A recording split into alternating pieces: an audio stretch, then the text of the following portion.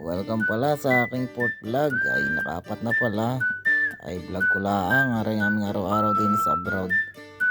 Pagkagising ko, dali-dali na.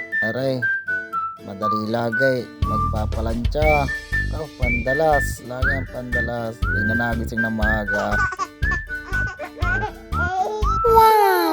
At ayun, may lutong aras kaldo pala ang aking partner.